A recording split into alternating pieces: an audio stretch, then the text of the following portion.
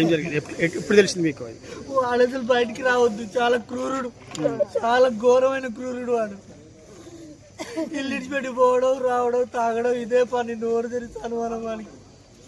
బయటికి అన్ని బయటికి రాని అసలు వాడు మా చెల్లి అట్నే అంతకంటే ఎక్కువ హీనంగా చంపాలి వాడిని.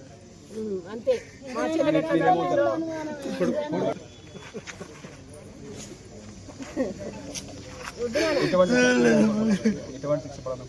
వాళ్ళు బయటికి రావద్దని చంపేయాలి, శిక్ష చేసేది వాడికి. వాడిని అది వేస్ట్, వాడు బతికి వేస్ట్.